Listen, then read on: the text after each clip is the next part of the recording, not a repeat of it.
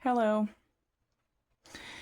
Recently, someone had asked me how it is that we can know God's voice, and I had made a video about the importance of reading the Word of God, knowing Him through the Bible, because He gave us the Bible because He wants us to know Him, and that is the primary means by which we can know Him, and that we have an enemy who always wants us to hear his voice and do what he says and think that it's God speaking to us. So we really need to know the word. So after I did that video, I started thinking about a related subject, and that is all the many Jesuses that there are out there today. Um, let's see, there's the Jesus who wants to make you rich, who guarantees that he's going to make you rich. There's the Jesus who guarantees that he's going to heal your physical ailments, whatever they are. There's a Jesus who's going to give you your best life now. And the Jesus who loves you so much that he would never, ever want you to change. Um, then there's the Jesus who's mad at you all the time, so mad that you can't even talk to him personally. You have to go and talk to him through his mom.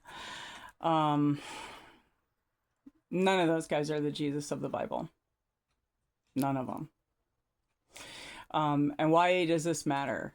It matters because the Bible tells us in Hebrews 1:3 that Jesus is the express image of the Father.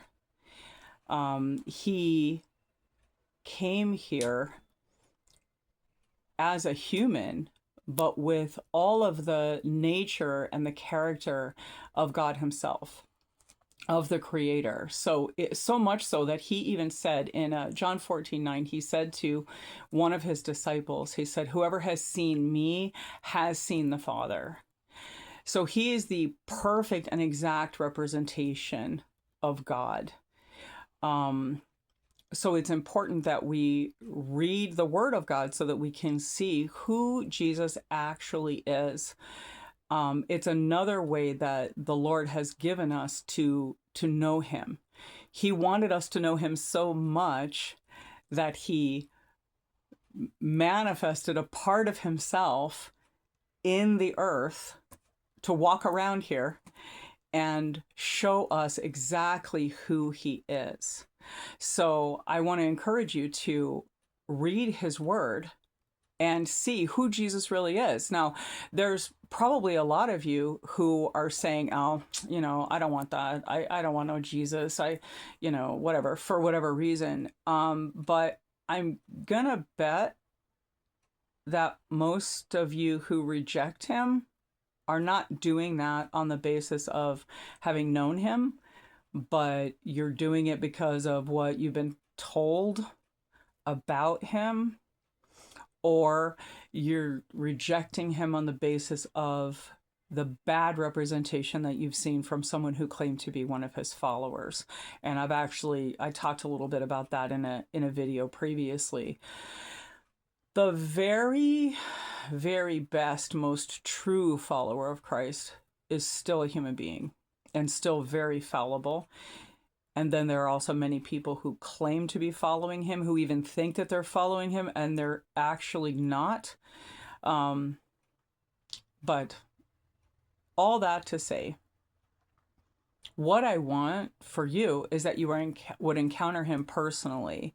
And so I want to ask you or challenge you to go to his word and open it up and say, Jesus, show me who you are. Show me who you are for real, not what I've been taught or, different things that I don't like or whatever.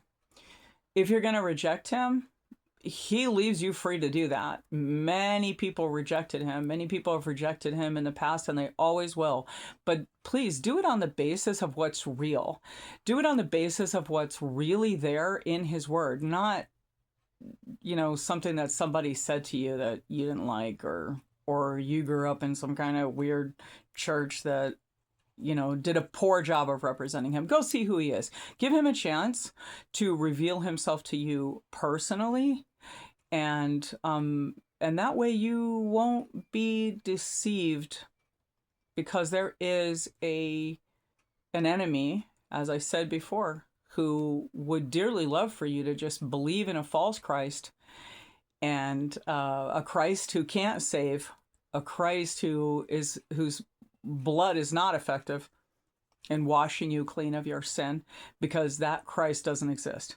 So go find the real one, please, because it matters. It matters for now, and it matters for eternity. Have a good day.